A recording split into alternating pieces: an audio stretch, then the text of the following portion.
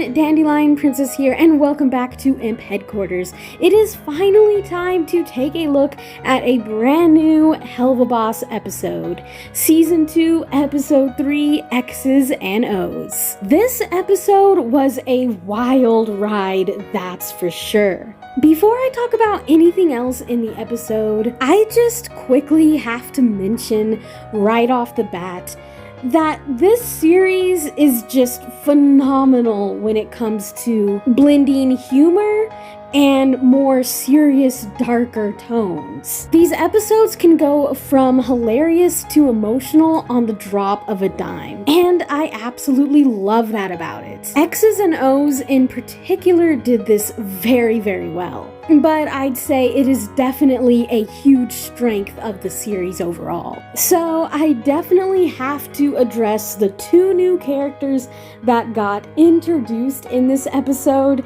and I'm going to start with Chaz first. Honestly, I thought Chaz was really funny. He's definitely not my favorite by any means, but he was definitely a fun side character for this episode. Honestly, I really have to give credit to Chaz's voice actor. He absolutely brought the character to life, and all of his line delivery was just amazing. And yeah, Chaz dying in the end was honestly a twist I didn't really expect.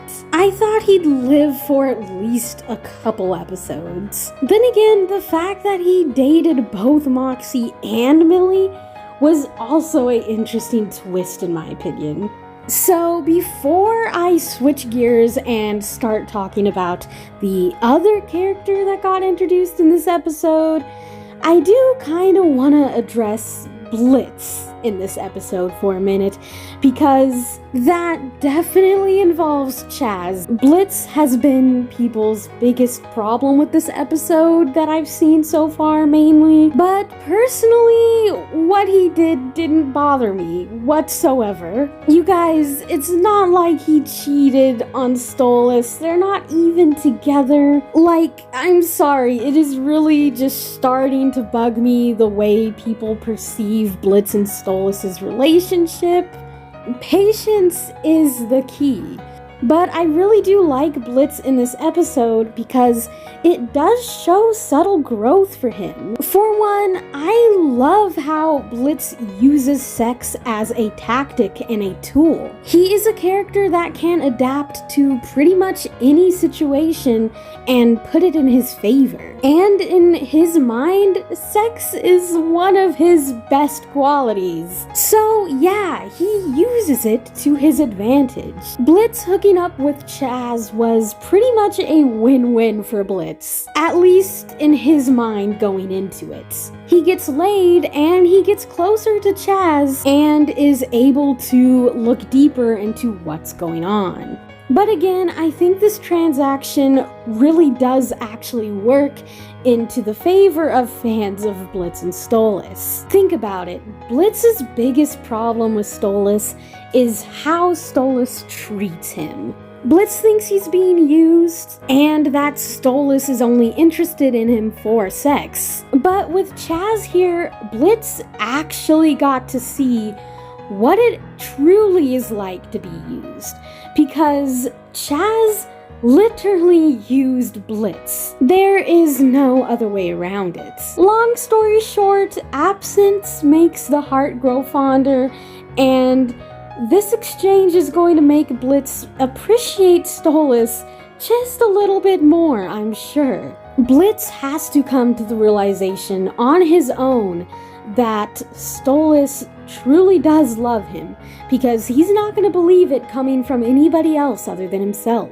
But again, I really like this scene just because it shows how intelligent Blitz can be at times. I definitely think Blitz could read Moxie's body language through dinner and their whole time being at the mansion. In fact, Blitz could completely tell Moxie didn't even want to go, and he himself kind of pushed Moxie to go. No, no, no, no, no, no, no, no, no, no!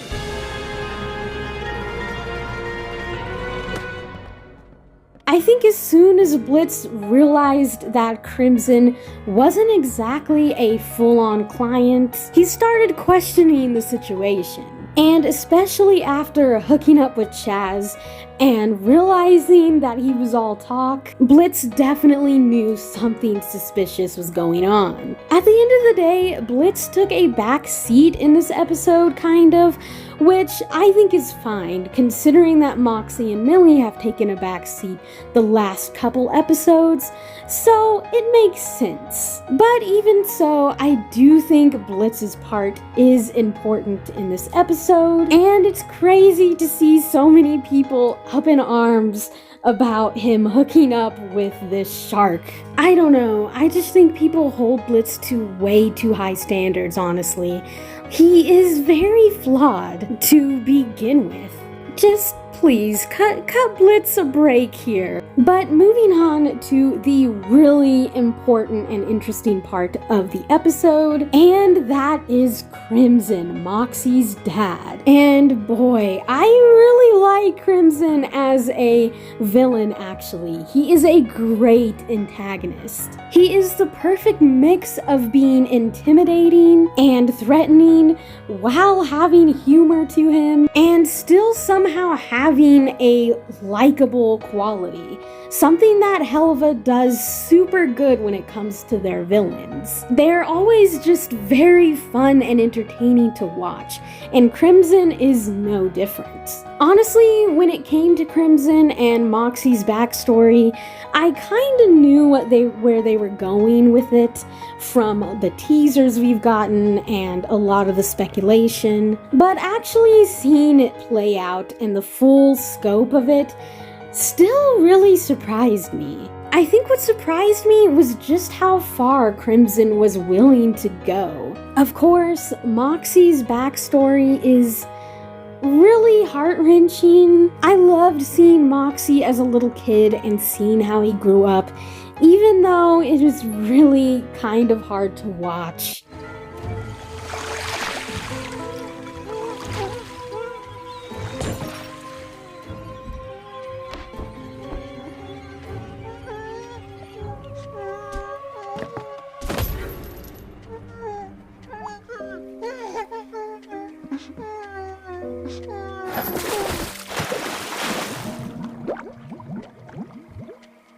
It really explains a lot about Moxie, not only in the way he acts, but how he got into the killing business to begin with, and why he works for I.M.P. I really love that his backstory was kind of foreshadowed all the way back into episode 1.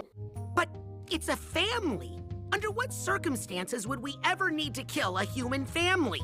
I mean, if that's what the client wants. Maybe like a shitty dad. Or a mob family. That's understandable.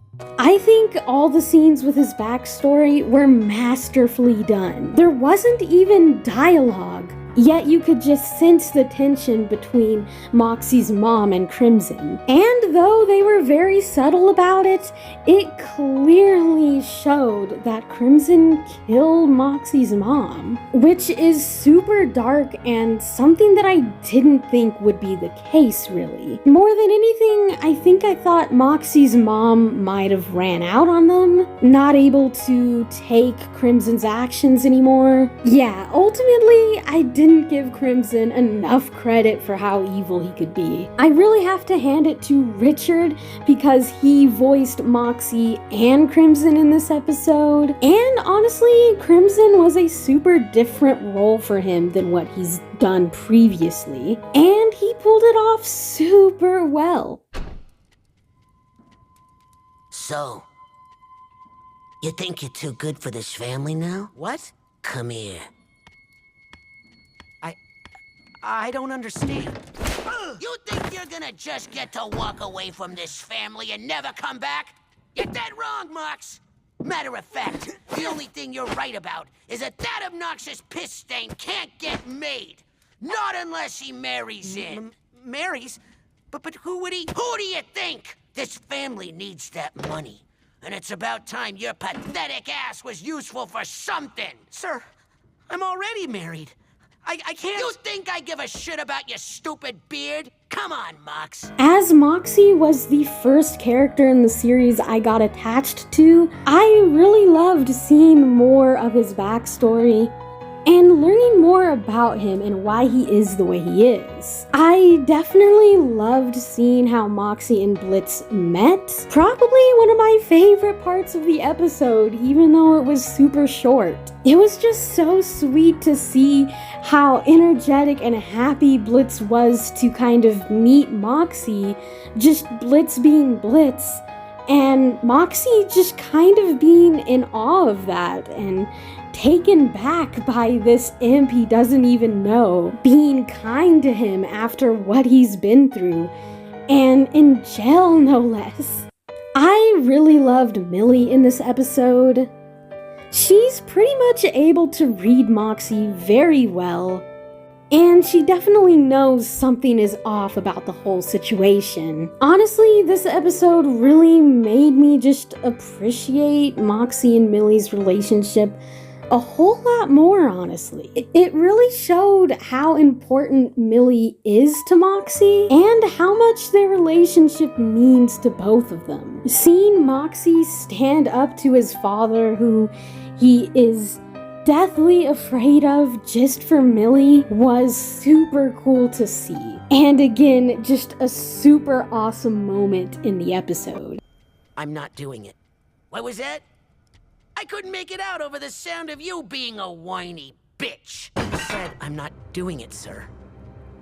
I've spent my whole life being afraid of you, but I'm not giving up the only good thing I've ever had just so you can keep your fragile little sense of control over everything. Millie is a good woman.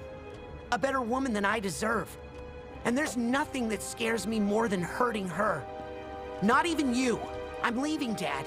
And if you or Herpes the Clown over here, try to stop me, you'll learn firsthand just how good I've gotten at my job. And the fight scene at the end was so epic, definitely rivaling the fight scene in Truth Seekers in my opinion. Millie was just insane, and the way Millie and Blitz worked together to save Moxie was honestly really awesome to see. I want to see more Blitz and Millie interaction because I think that they play off each other super well. When it comes to the animation, the team just get better and better each episode. There were some scenes in this episode that just were absolutely stunning, and as always, the humor was so on point. This episode was 100% worth the wait. You can truly see the passion and love the team has for this series, and it definitely shined through in this episode. Honestly, this episode made me just even more interested to see where this series goes from here. I mean, I.M.P just keep making enemies everywhere they go. I definitely loved this episode, but I want to know what you guys think. Definitely let me know down in the comments your thoughts on the episode. What was your favorite moment? Be sure to hit that like button if you enjoyed this review, and subscribe if you want more Helluva Boss and Has Been Hotel content. I definitely couldn't be more excited for the next episode, so I hope you guys stay tuned. Thanks for watching, and see you guys next time.